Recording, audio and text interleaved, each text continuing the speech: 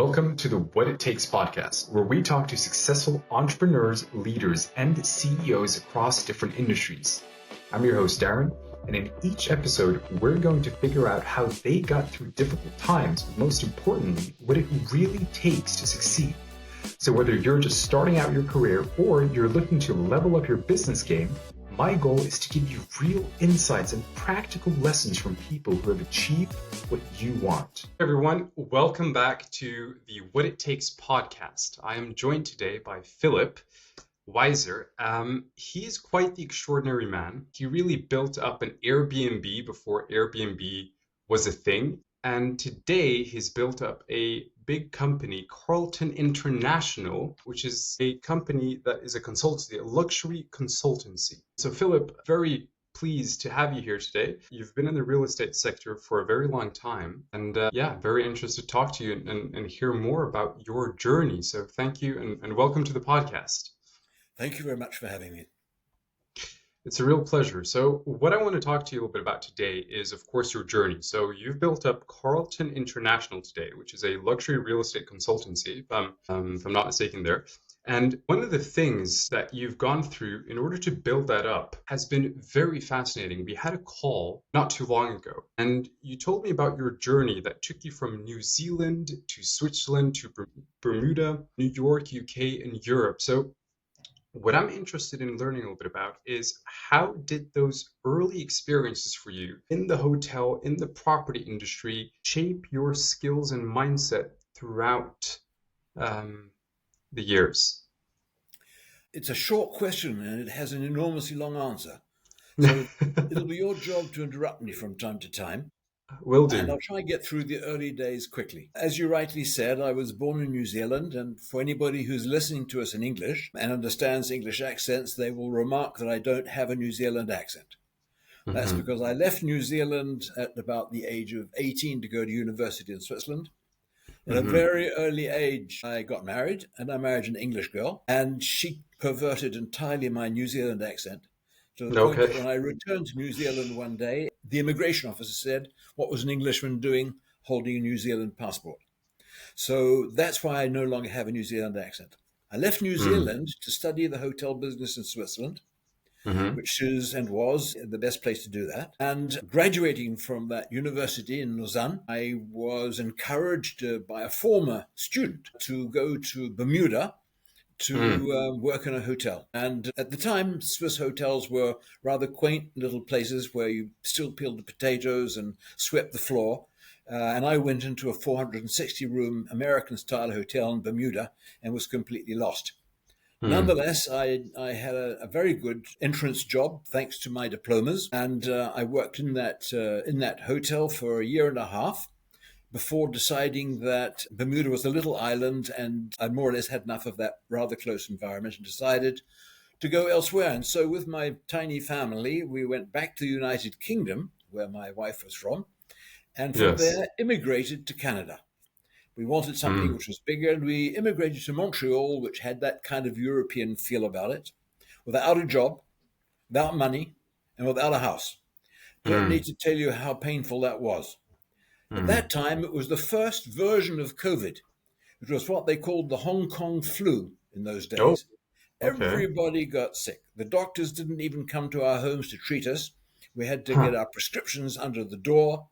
It was also very bad, and my wife was hospitalized. I lost my job. It was the end of the world until suddenly I got a telephone call from my former boss saying that my immediate superior had gone. Nobody knew how to work the system. Could I please come back? So I went back like a kind of king and stayed another couple of years in Bermuda before being promoted to New York, where my second child was born. So in a nutshell, that was the serious beginning of a hotel career that even at a very young age got me to a number of positions and all over the world in it, the most important position being marketing director for one of the largest hotel corporations in the world. Yes. Which ultimately was sold to another quoted company. And I lost my job because I already had a marketing director. And I was left without a job and saying to myself, this is the last time I'm ever going to be fired. Now I'm going to do it for myself. So since I'd had quite some training as a marketing director, and since I didn't want to be an employee and I couldn't afford to buy a hotel, I thought maybe I can find a way of making hotels out of other people's rooms. Mm. So I gathered together the landladies of the centre of London and suggested that when they had vacancies, they provide me with that knowledge so I could suggest their apartments for rental to my clientele that I had developed all over the world as marketing director. And that was the beginning of what became a very big enterprise with 2,000 apartments, not more than 2 miles from Piccadilly Circus. For those of Mm. you who know where Piccadilly Circus is, it's very much the centre of London. Very So these famous, yes. 2,000 apartments, I managed, I furnished them, I provide maid service, just like a hotel. And I rented those for a day, a week, a month, a year, and ongoing Mm. to the major corporations and to tourists. And it became, as Darren said, an Airbnb, but an Airbnb before computers. In other Mm. words, Yeah. even the management of 2,000 apartments had to be done by hand. Mm. And without internet, the only way to promote was with brochure material and advertising material and public relations and articles in the newspaper. So it was really the beginning of that whole business of part-time apartments. It was very Incredible. successful. It took me a year to do 100 reservations, and in the second year, 1,000 reservations. And it went Wow. on, and people from all over the world came. And I sold that business. And on the basis of my resources, I decided that it was time to bring my children into another part of the world and brought them to the south of France, where I had no business, but I did have a home. I bought myself Mm. a house, two little children, and a wife, and I spoke French, of course, having been trained in the hotel business in Switzerland, and put my kids in school, and then thought to myself, now what? So, without being interrupted, Darren, it's your fault. From there, I No, went on this to is good. find This is good. something to do. Yes. And I traveled around France and I thought about things like I used to do in central London, renting villas and that kind of thing. I thought maybe I can do a villa rental business.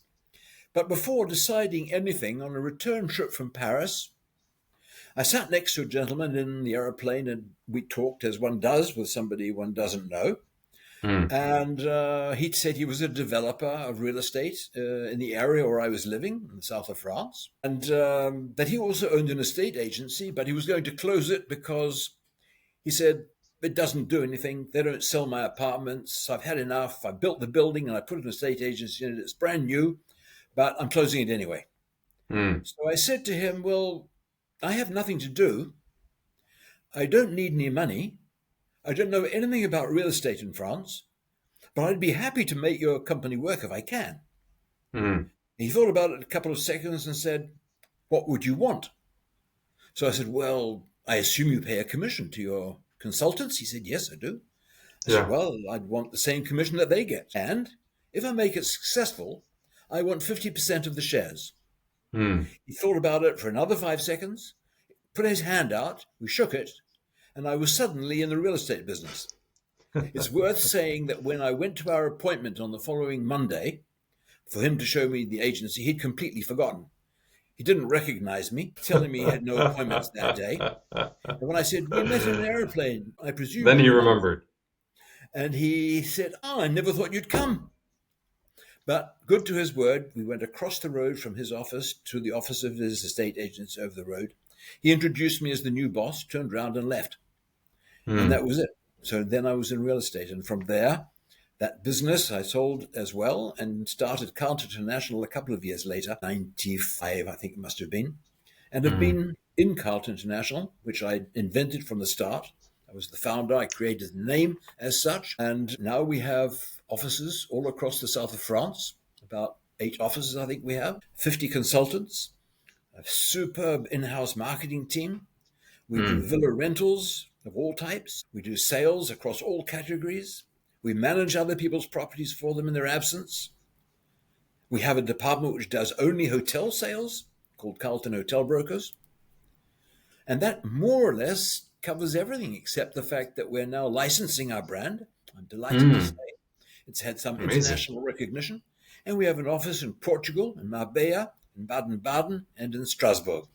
Mm. That's the Mm. beginning of my My director of branding is at the moment, right as I'm talking, in Barcelona, in the hope of drumming up additional license holders for our brand. Mm. Can I Incredible go journey. now? Incredible journey, Philip. I mean, you essentially covered your journey from beginning to end. And I didn't want to interrupt you there because I wanted the audience to really get a full overview of your journey from beginning to end. And what I'm going to do is I'm going to circle back to a few areas. I'm going to start with when you when you had all the properties in Piccadilly, what was the size of your portfolio at that time? How big, It grew and grew, of course. It started with about 30 or 40 properties and ended up with 2,000. I had whole buildings by that time. It was an mm, interesting period because it was a slump in real estate in London, mm, and the mm, developers couldn't sell their apartments. mm, So I went to them and said, look, you can sell them one by one as far as I'm concerned, but if you rent me the whole building, I'll furnish it and I'll provide service. And as you sell them, we just withdraw them. So I got a mm, very good rental for these apartments in terms of value for money. And they had the liberty to sell their apartments as they did. And they were well presented because I'd furnished them. They're all in mm, perfect condition. So it was a win-win for everybody. mm, mm. And what drove you at that point to grow it at the rate that you did? You know, what made you want to go out there and say, you know, I'm going to get this many properties? You know, there is no good answer to that question. Mm, It's it's a lifestyle choice. If it's mm, something you enjoy, you do it. If you enjoy mm. it more and more, you do it more and more. You know, if you're a car mechanic and you're into second-hand cars and classic cars, you can spend all day and all night tinkering with your car. Time Yes, doesn't just disappears, and so it was yes, for me. I enjoyed my work. I travelled from where my home was outside of London to London. I started with a corner of somebody else's desk, and by yeah. the time I finished with that activity, I had an entire floor of a well-known building in Trafalgar Square in London. Mm, And it just grew on its own, really. It grew by goodwill, by mm, good staff, and providing a service that actually didn't exist. mm, I think I must have been one of the early people to encourage investors to invest in short-term rentals mm. on a medium scale. People who were buying small buildings and converting 4 apartments into furnished serviced apartments and so on. And as they Yes, did, they gave me their apartments, and I was basically just a marketing and management organization. I yeah, bought a few buildings, it's true in the process, but you can't buy buildings cheaply in London. So they were yeah, short leases. I'm sure you may know the leasehold process in London, which is what I did. And in the end, when I sold the business, I kept some of the short hold leases until they wore out. And by that yeah, time, I was installed in France and in the real estate business. yes. Would you say that it was passion? You mentioned it was fun, but would you say you had a passion for it? Absolutely, 100%.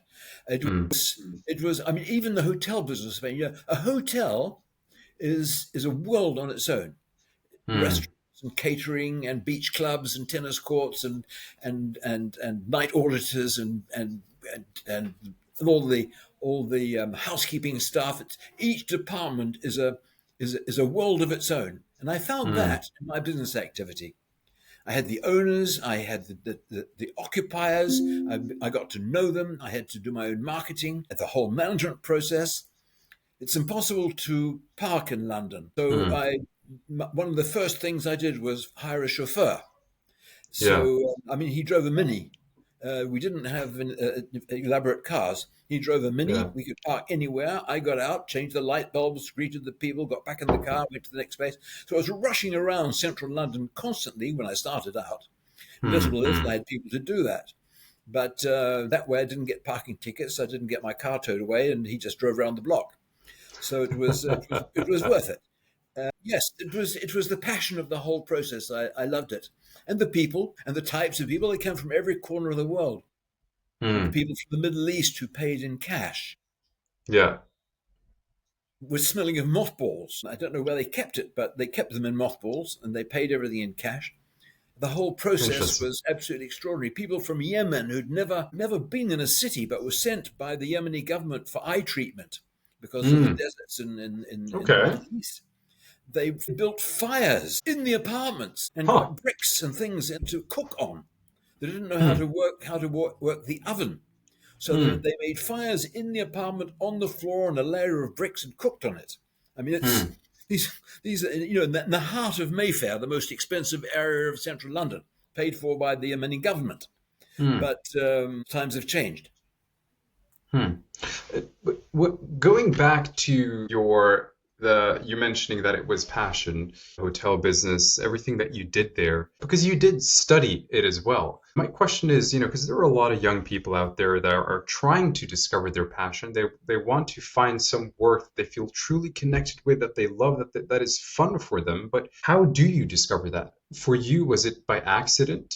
Just because you studied and then you enjoyed the process as it went on, or how was that process for you I figuring think that out? I think that the youth of today didn't have the advantages I had in that I had a kind of freedom to choose. I Mm, wanted to be a lawyer in New mm, Zealand. And mhm. my father said, "What are you going to do in New Zealand with the law? It's a tiny country with a tiny population. You're going to spend all your time doing divorces." He said, "Choose something else." And in my school holidays, I worked in hotels as a barman or as a waiter and so on. I liked that atmosphere. And then I said Yeah. to him one day, "I'd like to be in the hotel business." And the Hmm. aim was to learn it and then return to New Zealand to work in hotels. Well, Mm. I did that, but I never ever got back to New Zealand to work in or for a hotel company. But Nonetheless, I caught the bug. yeah, you're saying now that you decided you wanted to study in the hotel business. What appealed about what was the appeal? What drew you into it? That's an easy one because I actually gave you the answer a moment ago. It's diversity. Diversity. I couldn't have been an accountant. I Hmm. 10 figures on a page already gives me vertigo. Hmm.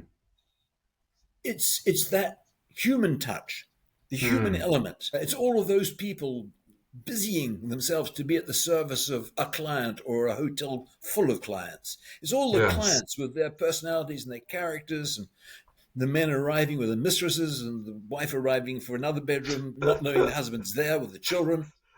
It's that whole mix of it. It's a television series live Yeah, yeah. every single day. Not to mention the staff, all of their adventures, and particularly in resort areas where they're relatively isolated. It's a whole Yes. gigantic family community which is interacting, and Hmm. that's what appealed to me. And I have to say, today it's exactly the same thing. As I look Yeah. up from where I am, I'm looking through my offices. I choose to have glass windows between the offices, not fully, but it's partially wall and partially glass.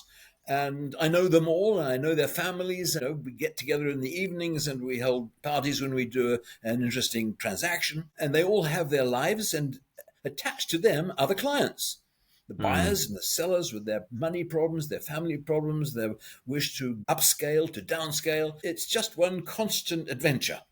Hmm. Hmm. It's people, the diversity. It's interesting. And moving a little bit forward then, right? Back to Piccadilly, back to the portfolio that you had. At some point, you also mentioned that you lost most of it. Yes, absolutely. What was the story behind that? Success doesn't always continue to breed success. I Hmm. accomplished the mission that I had set myself when I met that gentleman on the aeroplane. Hmm. Without asking me, he came to see me one day and I'd completely forgotten and said, "I think I owe you 50% of the company." Hmm. And I said, "Yes, you're absolutely right. And now that I think about it, I think we made a success of this." So he Hmm. gave me the 50% he promised me. And about a year and a half, maybe two later, I acquired the other 50%. So I owned the business Hmm. 100%. By that Hmm. time, I had sufficient resources to begin investing in real estate. Hmm.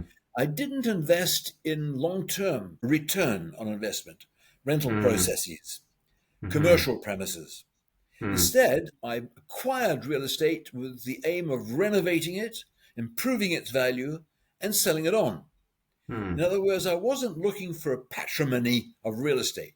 I was looking for cash. And because I was successful, the banks made funds available very easily. Yes. They even called me to say, would I kindly buy this property, because they had a client who wanted to buy it. They've decided not to finance him, but they'll finance me. And they Yes. financed 100% of the purchase, 100% of the closing costs, and 100% of the work they needed doing to the place to bring it up to standard for me to offer it for sale. And I made a lot of money. I mean, I consider it to be a lot of money.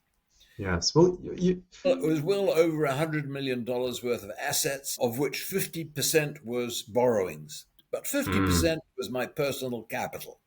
And then in 1992, there was the first Gulf War. For those who are watching this, they may remember that it was when Kuwait was invaded. There was a worldwide slump, deep concern about petrol supplies. It became a war of great importance. And all over the world, property values went down. Mine, in the south of France, went down by 50%. In other words, my assets were mortgaged for 50%. Therefore, I had no further asset value. Furthermore, interest rates were 18.6%. Really, I don't need to write the rest down. I lost everything.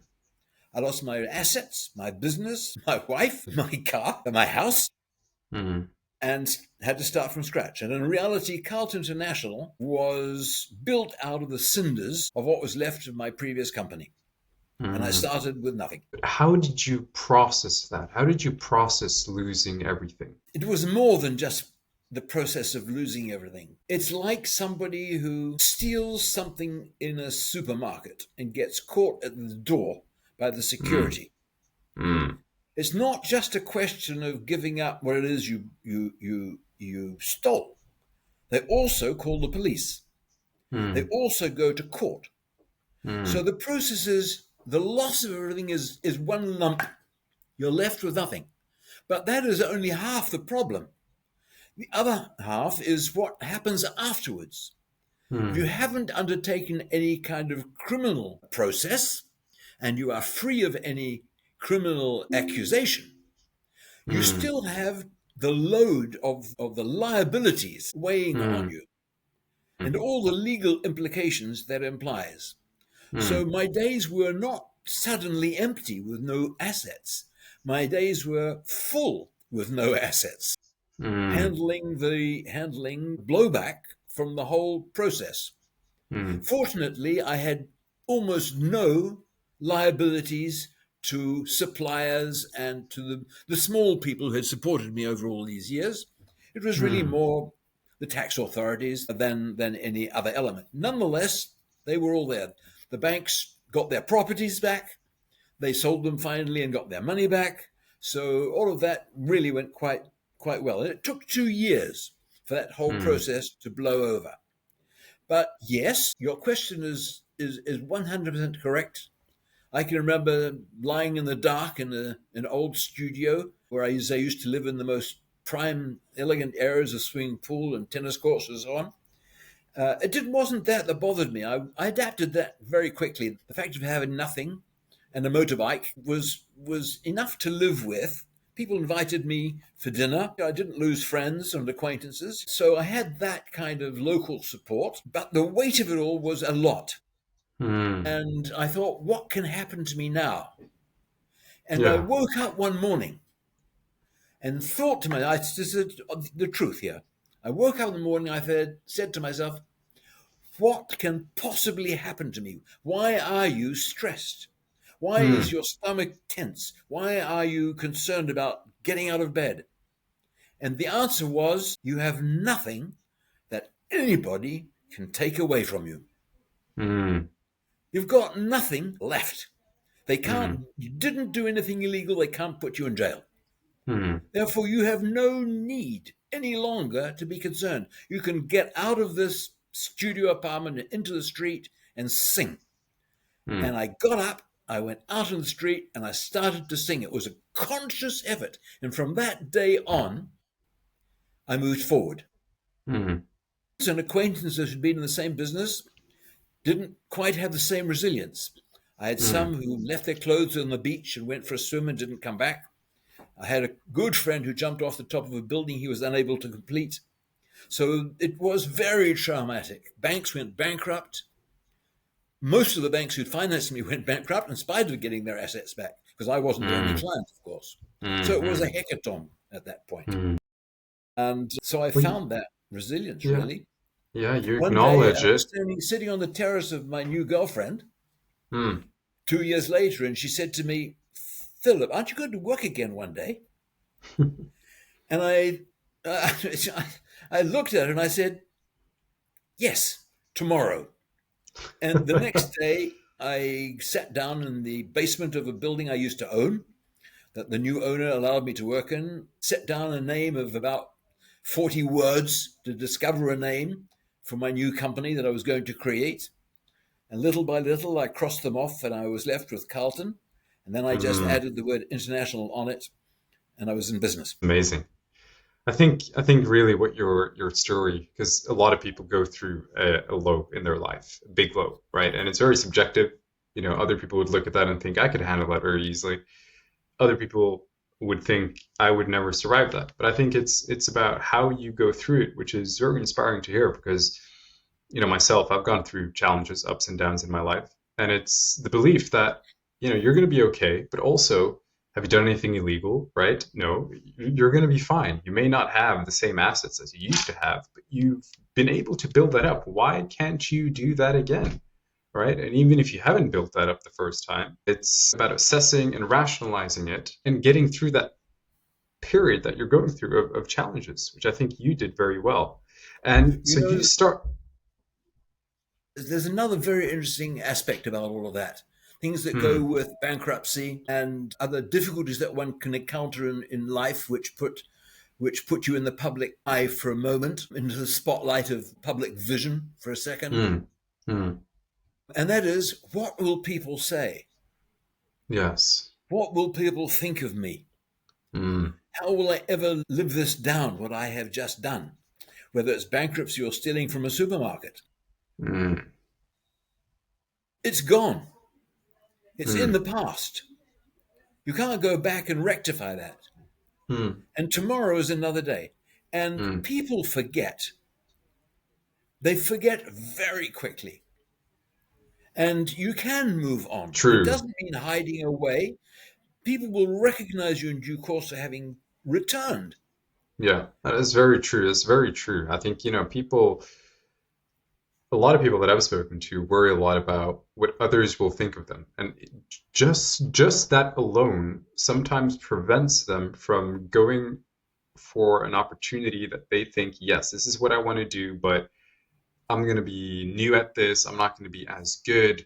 What are people going to think of me? I'm going to suck. And I don't want people to think bad of me, right? And just that if people stop caring as much, because in the reality is, and I realize this, no one really cares. If I see someone on the street singing, good for you. And sometimes I don't even think about it. I'm like, oh, and I just keep walking.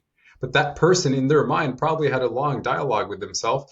Am I going to go out and sing on the street? What are people going to think of me? You know what? No. And then ended up saying, I'm just going to do it. Right. And I think that is so important for people to hear, because your dreams are right there, and can't let other people decide what you're going to do with your life. Philip, so what was it like for you then, starting with no money, working alone? How did you then really grow methodically Carlton into what it is today?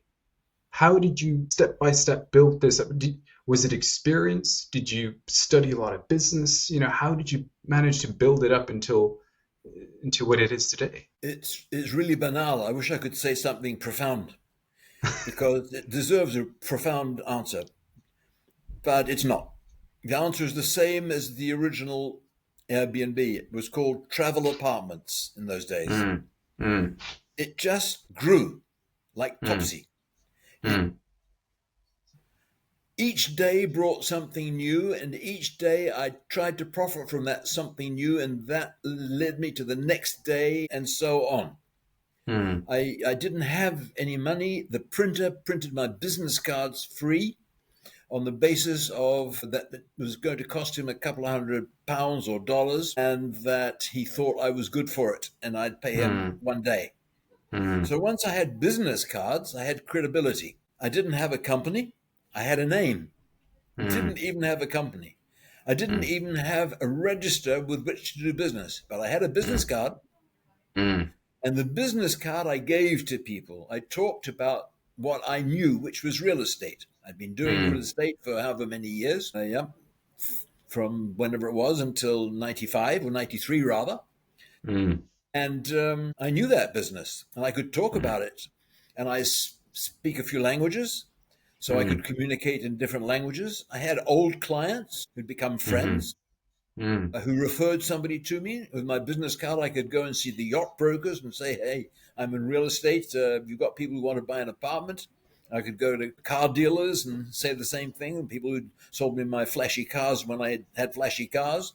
They didn't even know that I'd gone down the drain. So here I had a new business and a new business card, and I guess I had a degree of credibility. And that allowed me to make my first minor transaction. I can't even remember what that first one was. Yes, I can, and it was very difficult. But with one transaction, it allowed me to progress and to create the company, because I didn't have a company yet. So a friend of mine who abandoned everything as well, he had already created a company for his own use and decided to go to Tahiti to live. So I acquired his company for the equivalent of £1 or €1, and used his company and attached my name to it. And it's that company today. Here we are, 30 years later. And 30 years it's going to be next year. 30 years later, it's still the same company I paid a euro for. A euro for. Cheap. Here in Norway, you have to pay $3,000 to start a company. Yeah, no, it's in those days, it was about 2,000 francs, I think, at the time. But he'd done that, and he was leaving, and he was never going to get that back. So I gave him a couple of, I think, 10, maybe 10 francs or 100 francs to buy the business from him. Yeah. You're saying that your first deal, your first transaction was very difficult. And I think a lot of people can resonate with that. When they start their own business as an entrepreneur, that first milestone is always very hard to hit. And a lot of people end up giving up before they even get there. And I think what you're saying there is so important. It's that once you first get to that first milestone, from there, it will get easier. Not saying that it's not going to be hard, but it's going to get easier. And one thing as well with you and scaling Carlton, because a lot of it was experience, right? But getting to the point that you are at today, was there one thing that you focused on? Obviously, I'm hearing networking, you had authority. Was there one element or aspect of the business that you said, I'm going to focus on this particular aspect, and then you had growth? Or was it more a little bit of everything? It was an evolution, an important evolution in the whole process. When I started, my strategy was to have a very, very small portfolio of properties for sale, have an exclusive right to offer those properties for sale, all high-end real estate, and to market those properties. But I had little assets and no money to market with, so it had to be me alone doing that through my own network, through my own efforts, and using the techniques I'd used in the past and in the hotel business. And I discovered that I got inquiries for my properties from people who didn't want those properties. Yes. They wanted something else. So I needed more properties. But since I didn't want to find more properties, I passed those inquiries to other estate agents who did have the properties and said to them, if you sell something, I'd like to have a share of your commission. But they didn't write back to my clients. They didn't follow them up. They didn't call them. They didn't provide the service that I had promised. Yes. So instead of that, I took somebody on as an assistant. And he found other properties for them. And then we had a lot of properties and not a lot of Mm. requests. So I Mm. got somebody else on to do the rentals. And the Mm. villa rental clients wanted to buy something. So I Mm. needed somebody to take those clients on to sell them something. And it Mm. really honestly grew like that. And when we had a team of, let's say, 8, and we Mm. were all located in one place around where my office was based, I thought, we've got an entire coastal area here, which is what I'd had previously. Why Mm. don't we do this somewhere else here in the general vicinity, but away from Mm. where we can get to by car? So I Mm. started with that portfolio, Mm. finding homes for sale in an area where I'd never been before, Mm. and then finding somebody who would market and sell those for me with me. Mm. And that's how it grew. And that's why today we have 8 offices across the coast. We cover the Mm. entire coastline and the hinterland to go with that. And there are So 50 of us doing that. yeah, so the process really was there was a demand for something and you thought, how can I fill that demand? How can I cover that? And really you didn't anticipate it. It sort of just happened and you said, I got to solve this. And so you were solution oriented at every stage and then it just grew and grew and grew. Absolutely. It's a what is it, a rolling, no, it's not a rolling stone carries no moss. It's a snowball process, which gathers more snow Snowball. as it rolls. Yeah, yeah. Yeah, that's a little bit it. In reality, in the process, you create the demand. In the Yeah. initial phase, you need the demand. Yeah. But once you are treating that, the whole process that you're doing to treat that creates a new demand. Mm. You mentioned as well innovation. We spoke a little bit about that on our previous call and how much you enjoyed innovation. What role does that play, innovation, in keeping you motivated? And how has that impacted the growth of your business? Well, I think it's worth talking about the first innovation, Mm-hmm. bearing in mind that I had no experience in real estate when I Mm-hmm. started. When I Mm-hmm. took that office over and he said to everybody, "This is your new boss," I had to assess who I had in my team. Mm-hmm. They were all estate agents. Yeah. None of them spoke English or any other foreign language. They looked like estate agents. They behaved like estate agents. I say that because estate agents have a kind of behavior, Mm-hmm. and I fired them all. I kept one middle aged lady on who taught me the Yeah. ropes. I fired them and I hired a whole new team. Mm. And I only hired people like me who had Mm. never had a real estate experience. I Yes. hired a jeweler from Luxembourg, a banker from Venezuela who was German for the American Express. I hired a concierge from Holland, concierge of a hotel, a maths teacher from Belgium, and a priest from the United Kingdom. You These fired them because they people, were boring. I'm sorry, You fired them because they were boring, right? Or what I was the fired reason them you fired? because they had no link with the clientele. Mm. They were like machines before AI. Mm. They had a procedure, a methodology, a form to fill in. Clients were just names on a piece of Numbers. paper. They Yeah, weren't yeah. people. They didn't They weren't have that. relational. They didn't have a relationship. So we Mm. learnt the business together, all of these people, and they brought with them an enormous wealth of experience and knowledge and linguistics. Mm. And they had to approach the buyers and the sellers in a human way because that's the only way they knew. Mm. And that in itself was revolutionary. Mm. And that's what made us so successful in the beginning. So, innovation is anything which breaks the mold or Mm. creates a new one. Mm. And I'm passionate about that. Today there's very little that hasn't been done before. Mm. And what is being done now is so new that people can't even come to grips with it. Are But you is referring it to good? AI or Yeah, it does the work, but is it good? The answer is no, it does why is not. that? It's only doing what my estate agents did in the very beginning, the ones I fired. It's Yeah. mechanical, it's Yeah. artificial. It does not create a human relationship.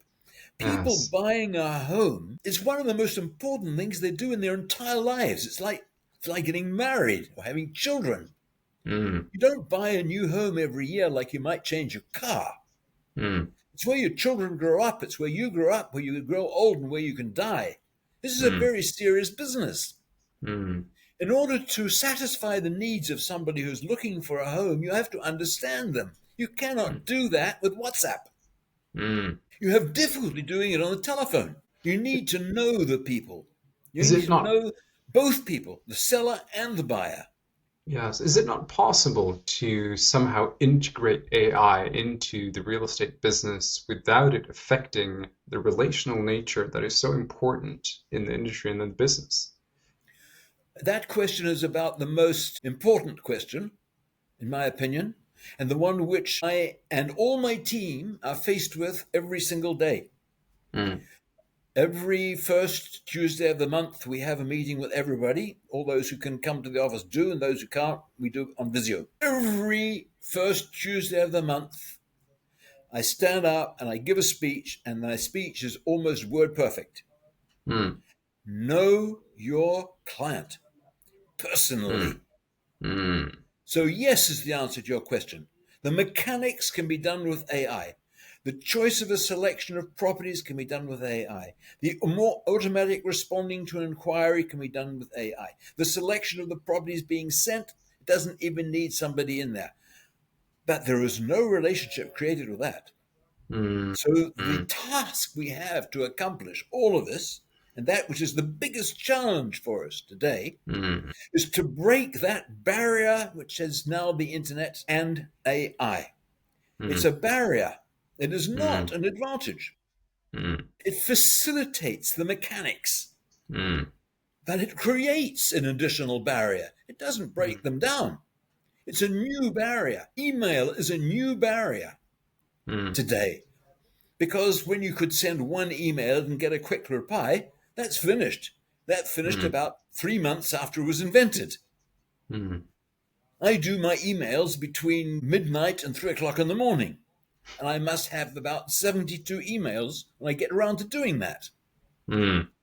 Who can read those? Nobody. What kind Mm. of a relationship do I have with those people who are writing to me? None Yeah. whatsoever. Yes. And AI only complicates it. It Yes. doesn't help. Therefore, the task we have today is breaking that barrier and finding a way to reach the people where they are.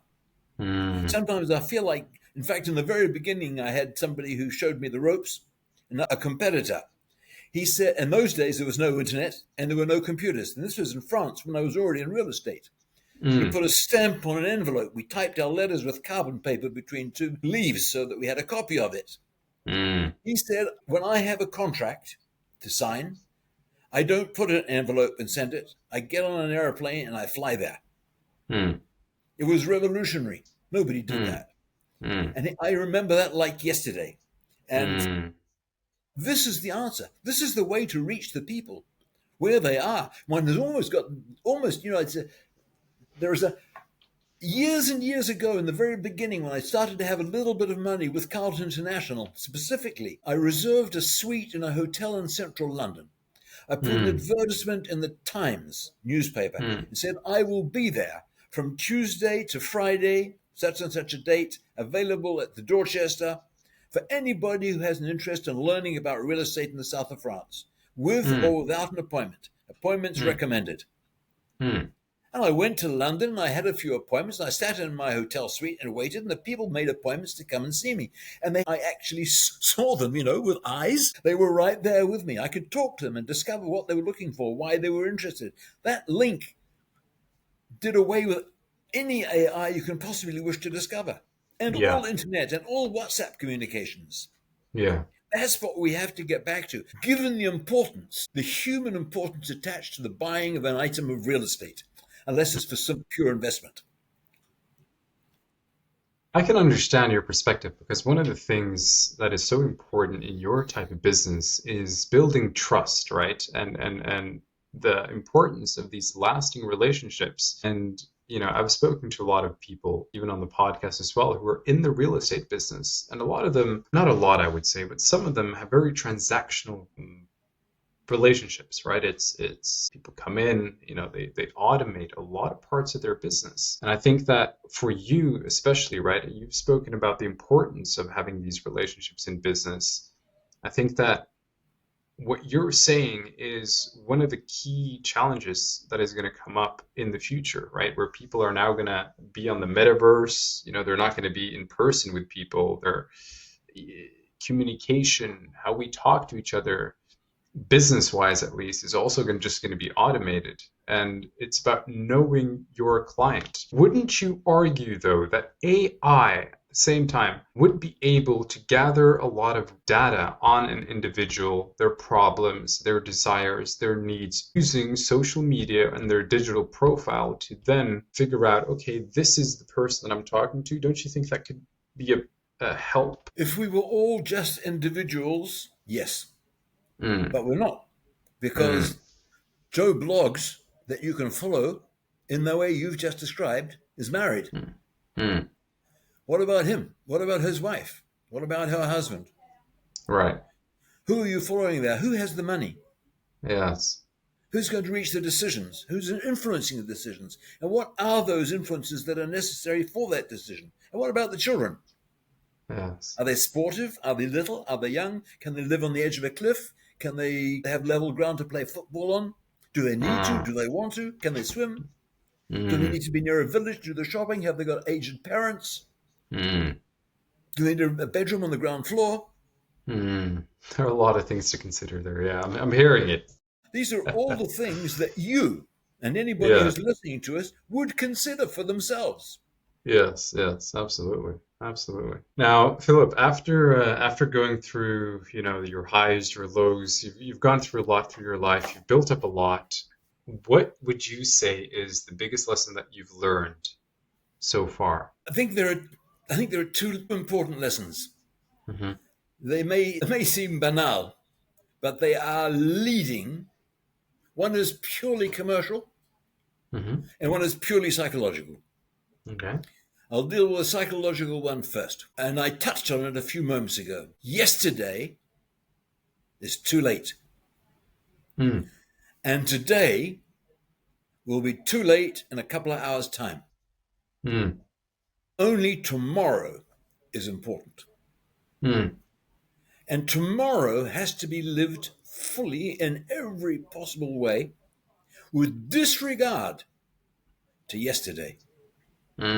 This implies, furthermore, that the day after tomorrow, we don't know what is coming. Therefore, there is no point in wasting our time thinking about what would come the day after tomorrow. Tomorrow will be today, the next day. We can worry about tomorrow when it's already today. By that I mean I had to instill here in my office. I'm looking through the window as I'm talking to you, to the department managers that are working with me in this office today, and one in particular who's been with me for 20 years now. She started when she was 19. Now she's 32, I think, actually. So she's been with me for a while. For years, she said to me, but what if, and it took me maybe 9 years to finally get her to realize that there is no what if. Because it's what if when it comes. Until it happens, there's no point in handling it. Deception can be eliminated in great part if you don't anticipate it. It arrives, it's deception. But the next day, it's not deception anymore. It's finished with. It's a new day, a new beginning. Each day is a new beginning. So prepare for anticipation, but don't anticipate. In other words, be satisfied with today and live it fully. I used to take my kids to school in the morning, and as they got out of the car, I would call one of them back and say, I have a daughter, her name is Danielle, I call her Danny. I said, Danny, don't forget today. She'd say, what, Pap? Today. What about today? Today is the first day of the rest of your life. Make the most of it. Yeah. And I did that with a child, but I feel it as an adult. And as I'm Mm. older, of course, every year brings you closer to the end of life. But that can happen to somebody at 40 or 50 or 60 or 70 or any age. It doesn't really matter. The point is Hmm. that when it comes, it's over. So Yeah. make the most of it while you've got it. And you can Yeah. only do that today because you don't know what tomorrow is going to be. Plan a picnic on the beach and it's coming down in buckets of rain. What's the point? When it's fine, go to the beach and have a picnic. Hmm. So that's the first aspect. And then the second. The second is commercial. Well, it's more than commercial, it's everything. It's a lifestyle procedure. I bought a business here. One of my offices I acquired from an old friend. He was Hmm. retiring to the Dominican Republic, and I went to see him. I hadn't seen him for a while in his office, the state Hmm. agency office, and we chatted, and he said, "I'm retiring." I Hmm. said, "Oh, really? What are you going to do with the business?" He said, "I'm going to sell it." I said, "Oh, Yeah. how much?" And he gave me the price. I did a quick calculation, figured out it was a really good deal, but I didn't have the Hmm. money. Hmm. So we chatted for a little while later, and more. I got up and I went to go, and he said, "Philip, where are you going?" I said, "I'm going back to the office." Hmm. He said, "I thought you were interested in the business." I said, "I Hmm. am, but I can't afford it." Hmm. He said, "You really disappoint me. After all Hmm. these years, you really disappoint me." I said, "Why?" But you said you haven't even discussed it. So I sat back down. We discussed it. I negotiated the price as best I could. He didn't accept it. So I got up to leave. Hmm. He said, "You're going again?" I said, "Yeah, I can't afford it." He said, "Did nobody ever teach you? The sale begins when the client says no." Hmm. So I sat back down again and I bought the business. And I still have that business. And he's Hmm. retired and living in the Dominican Republic. We even went on to do business in the Dominican Republic together. But the reality lay there. And I must say this 10 times a week. He doesn't want to give us his apartment for sale. Why? Because he's already given it to two other agents. So, Hmm. well, he doesn't want to give it to more agents. So did you push for that or not? He said, no, he was very firm about it. I said, but don't you know? The sale begins when the client says no. Hmm. When you go to a shoe shop to buy a pair of shoes, and the shoes are tight when you put them on in the shop, and she says to you, this leather is extraordinary. It will melt in your hands once you've worn it for 24 hours. They're like slippers. Hmm. And you buy it. And the Hmm. next day you wear them all day, and the next day your feet are inflamed and red and painful, and you can't wear them again and you throw them away. Hmm. She sold them to you. Hmm. You didn't buy them, she sold them to you. If Hmm. you put them on, they fit you perfectly. You go to the cash desk with them and get your receipt and pay the cash and walk out with them. There was no Hmm. sale. Hmm. You bought them. Hmm. She sold you them because the leather was supposed to be nice and soft. Hmm. And so it is in any business activity. Hmm. The sale begins when the guy says, I don't want it. Hmm. That's awesome advice. Philip, what negotiation tactic or sales tactic has been the most useful for you? I'm sorry, what was your question? What sales tactic or negotiation tactic, right? When you were saying sales begin when the client says no, what has been the most effective for you to close a deal, to close a sale? What works typically? Is there a specific thing that works really well? Yes, and it's something that people don't do. I'm fighting with that every single day as well. Okay. It's all part of the sale begins when the client says no. It's the question. Hmm. The question is, why not? Hmm. Why won't you accept this offer? Why will you not give us your apartment for sale? What is it that prevents you from going up in your offer if you're buying something? Yeah. What prevents you from going down? What is Yeah. it? Is it a question Yeah. of principle? Is it a question of money? Is there a way we can find a way around this issue? Can we find a solution to the problem? It's all part of the sale begins when the client says no. When I was much younger, in my training period at the hotel, in the hotel business, I worked as a chef Hmm. at the Waldorf Astoria. Well, I didn't work as a chef. I worked as very much an under chef Hmm. at the Waldorf Astoria in New York. And I had a visa I think it was called an L1 visa, I can't remember now. I Mm. needed a visa to go and work at this hotel. Mm. And I had applied, and the Waldorf Astoria had applied for me as well from the States. And I Mm-hmm. had an appointment. I was living in London at the time, and I had an appointment at the embassy in London to get my visa. Mm. And I went into the embassy, and it was the ambassador, I think, which anyway, it was a big woman with gigantic flags and eagles all around her. And I waited outside for my turn. I went in, and she had my passport in front Mm. of her and the rubber stamps and things. And I sat down. How old must I have been? I must have been 19 or 20, Mm. maybe 21. And she said to me, "You do realize that you can be sent to Vietnam?" Mm. I said, "I was aware of that, but my understanding was that you had to stay longer than 11 months, and I'll be leaving before that time because I'm only there Mm. on a training course." Mm.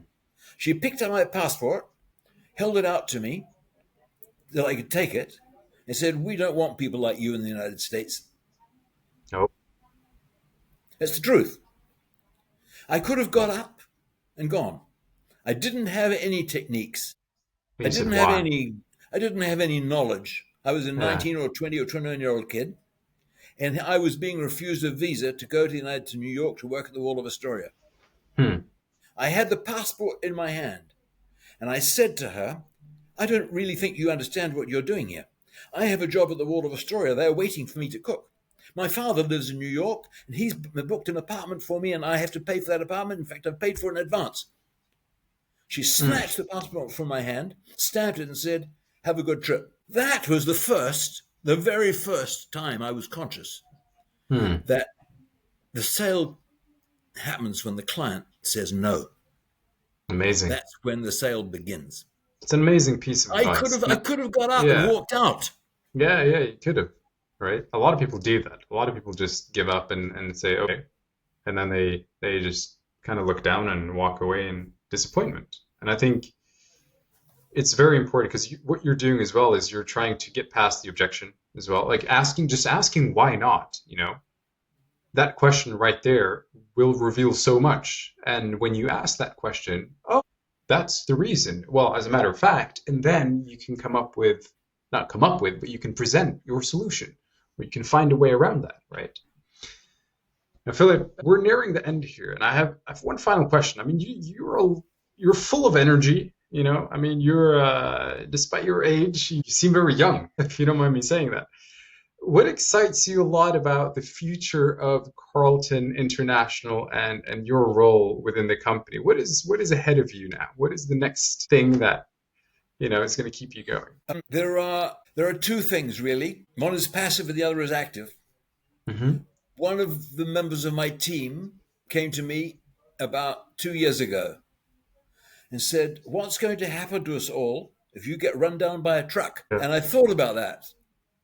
What indeed would happen to everybody if I got run down by a truck? So took me 2 years since that day to divide the company up into separate units, separate companies, Mm.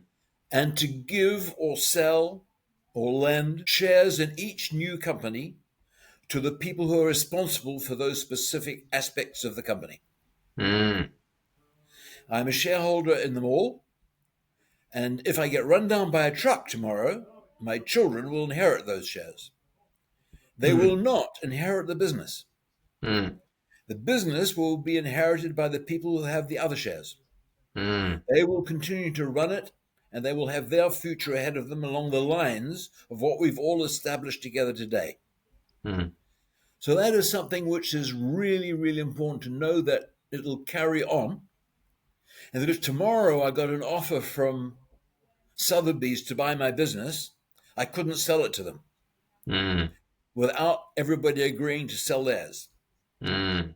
So they've all invested morally, physically, financially in their business activity, and I gave them the means to do that. So although I am the founder and the CEO and the man who can veto the decision-making process and encourage the decision-making process, I am no longer the sole decider. Mm. So I have retained part of the business for myself, Mm-hmm. and that is the branding process.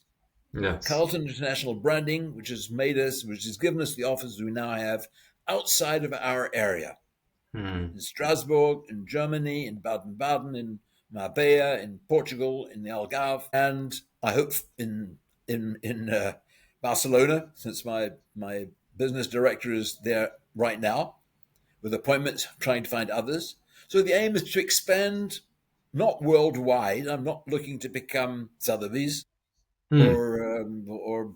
or Compass or any other major international corporations. Is to have a chain of like-minded people who Mm. have a spirit of common generosity Mm. and the will to know their client Mm-hmm. and know their staff.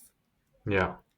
That is what I'm aiming for, and that is my new venture, which I will carry Amazing. on doing at least for the next 35 years.